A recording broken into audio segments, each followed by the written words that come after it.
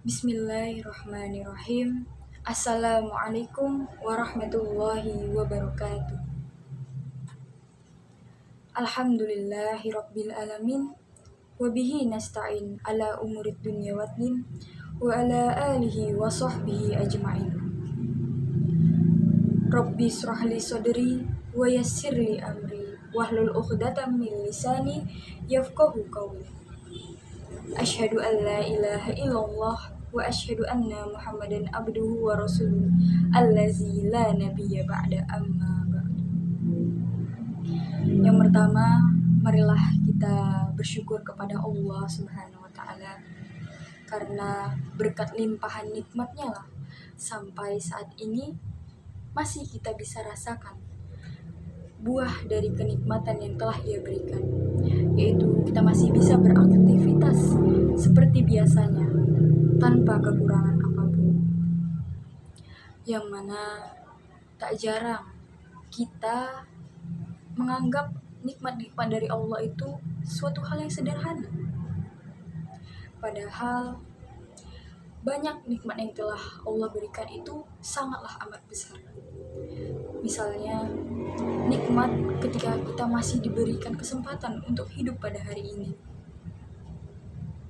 Yang tandanya Allah masih mengizinkan jantung untuk memompa darah ke seluruh tubuh kita. Masih mengizinkan paru-paru untuk mengoper udara kepada tubuh kita. Sehingga kita masih dapat hidup pada hari ini. Allah berfirman dalam Quran surah Ibrahim ayat 7. A'udzubillahi minasyaitonirrajim. Bismillahirrahmanirrahim. Wa iz ta'azzana rabbukum la in syakartum la azidannakum wa la in kafartum inna azabi lasyadid. Yang artinya, kala Tuhan memaklumkan, sesungguhnya jika kamu bersyukur maka kami akan menambah nikmat. Namun jika kamu ingkar maka kami akan memberikan azab yang sangat pedih. Teman-teman sekalian, Allah telah berpesan kepada kita agar selalu bersyukur atas segala nikmat yang telah Ia berikan. Begitu banyak limpahan nikmat yang Allah berikan kepada kita, tapi kita tidak sadar.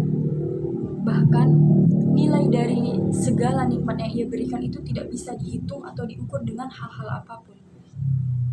Bahkan jika dianalogikan, sebuah batang pohon di dunia ini dijadikan pena dan lautan di dunia ini sebagai tintanya, maka hal itu pun tidak bisa untuk menuliskan segala nikmat Allah yang telah diberikan kepada kita. Baik itu nikmat masih bisa merasakan makanan yang enak, nikmat hidup, nikmat Islam, bahkan nikmat yang sekarang ini kita bisa rasakan bersama-sama, yaitu nikmat bisa merasakan teknologi-teknologi yang sangat canggih, yang dimana teknologi ini tentunya mempermudah pekerjaan kita. Namun jika kita tidak selektif dalam menanggapi perkembangan teknologi ini, maka hal itu juga akan berdampak buruk bagi kita, yang mana kita bisa menjadi lalai, terus kita lupa ibadah. Nah, jadi tentunya kita harus lebih selektif untuk menyikapi perkembangan dari teknologi ini. Selanjutnya, salawat dan salam kita hadiahkan kepada baginda Rasulullah SAW, sang penyempurna akhlak, manusia yang paling mulia di sisi Allah Subhanahu wa taala. Dalam Quran surah Al-Ahzab ayat 56, Innallaha wa malaikatahu yusholluna 'alan nabi ya ayyuhallazina amanu shollu 'alaihi wa sallimu taslima. Sesungguhnya Allah dan malaikat itu bersalawat kepada Nabi. Nah, wahai orang-orang yang beriman, bersalawatlah kamu kepada Nabi dan berikanlah salam penghormatan kepadanya. Nah, yang artinya bahkan Allah dan malaikat aja bersalawat kepada Nabi. Apalagi kita. Yang mana ketika kita bersolawat kepada Nabi, dalam hadis riwayat Muslim, ketika kita bersolawat kepada Nabi 1 kali, maka Allah akan bersolawat kepada kita sebanyak 10 kali.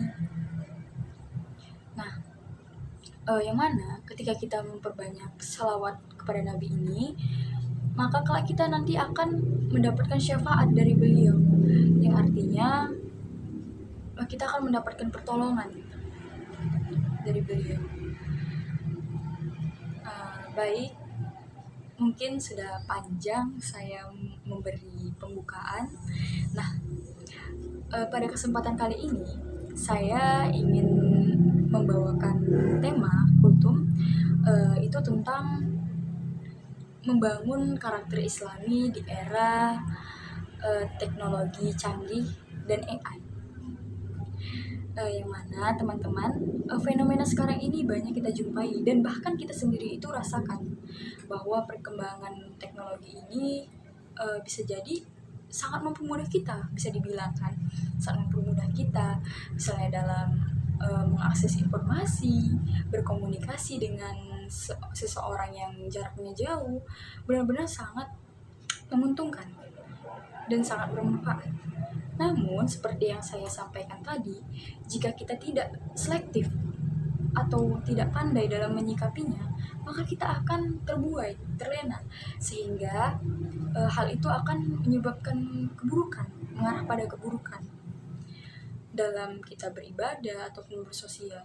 Nah, atau biasa kita sering mendengar itu istilah teknologi ini itu mendekatkan yang jauh tapi menjauhkan yang dekat gitu kan. Nah, itu salah satu contoh fenomena ketika kita tidak bisa selektif dalam atau tidak bisa menyikapi perkembangan dari teknologi ini. Nah, jadi karakter-karakter apa saja yang kira-kira yang harus kita tanamkan dalam diri kita sebagai generasi muda, yang sebagai calon di masa depan yang akan memimpin.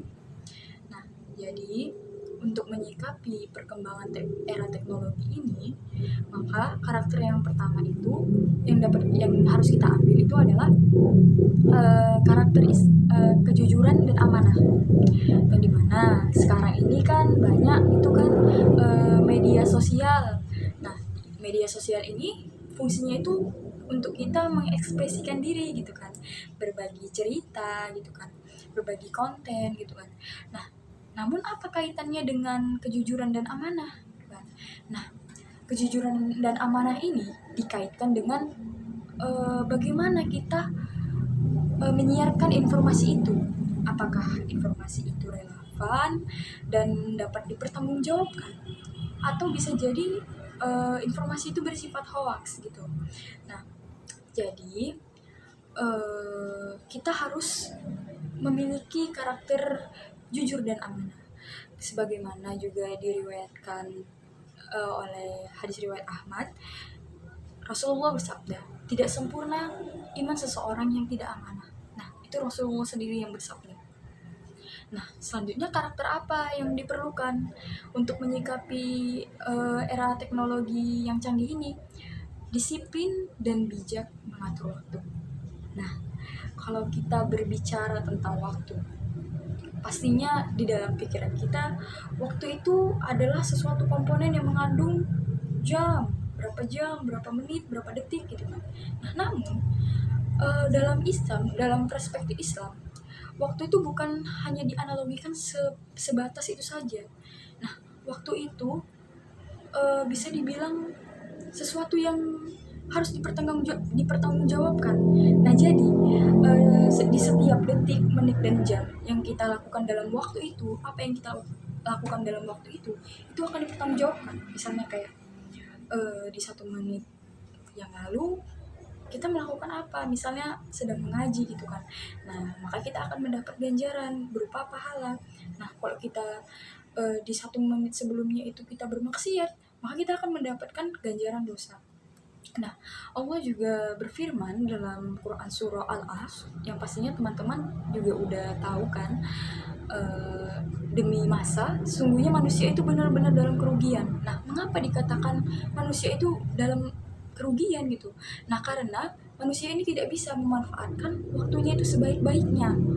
Mereka lupa, dan lalai, terlena dengan kegiatan sekarang, misalnya kayak main gadget, main game. Mereka lupa panggilan azan berkumandang, mereka tidak langsung menyegerakannya, bisa nanti scroll dulu, nah itu pastinya sering kita rasakan. Nah, oleh karena itu, kita sebagai generasi, untuk menyikapi perkembangan era teknologi ini, harus menerapkan karakter disiplin dan bijak mengatur waktu. Nah, selanjutnya itu ada akhlak digital. Nah, maksud dari akhlak digital ini gimana? Nah, kita seperti yang saya sampaikan di pertama tadi, kita itu ketika hmm, itu bersosial media, membagikan informasi. Nah, pastinya itu kan kita bebas gitu berkomentar di postingan orang itu kan. Nah, tak jarang fenomena seperti cyberbullying itu kayak memberi hujatan, kritikan yang tidak membangun, itu banyak berseliweran di platform media sosial gitu kan. Nah, jadi jika kita ingin memberikan masukan sesuai dengan berakhlak digital, itu harus yang bersifat membangun, tidak menjatuhkan. Kita harus menjaga perkataan kita agar tidak menyakiti hati orang yang sedang kita kritiki dan kita komentari gitu. Nah, karakter selanjutnya itu ada menggunakan teknologi untuk kebaikan. Nah, pada masa sekarang yang seperti yang saya sampaikan tadi, di media sosial itu kita bebas berekspresi gitu kan, menyampaikan informasi. Nah, jadi sosial media itu atau teknologi itu jangan kita jadikan hanya kok bisa dibilang sesuatu hal yang tidak bermanfaat, dalam artian kayak cuma untuk scroll TikTok atau atau menonton video-video yang tidak ada manfaatnya itu kan. Nah, jadi dialihkan kepada yang lain, misalnya kayak konten-konten yang bersifat ilmu yang dapat dibagikan kepada teman-teman kita yang lain gitu ilmunya. Nah, dan ilmunya ini harus bisa juga dipertanggungjawabkan seperti yang saya sampaikan tadi. Nah, jadi karakter-karakter yang saya sampaikan tadi, harapannya itu dapat kita terapkan di era teknologi yang canggih ini. Yang pertama tadi adalah kejujuran dan amanah, yang kedua disiplin dan bijak mengatur waktu, yang ketiga itu memperhatikan akhlak dalam bersosial media atau akhlak digital, lalu yang terakhir itu gunakan teknologi untuk kebaikan. Nah, jika tidak kita yang melakukan, maka siapa lagi? Maka dimulai dari diri kita sendiri. Nah, semoga kita bisa sadar dan bisa menerapkan ini dalam kehidupan sehari-hari. Baiklah, cukup panjang saya berbicara. Semoga apa yang saya sampaikan bisa bermanfaat bagi teman-teman semua. Akhirul kalam, mohon maaf ketika berbicara masih ada kesalahan. Ambil baiknya dan jangan diambil buruknya. Sekian dari saya. Assalamualaikum warahmatullahi wabarakatuh.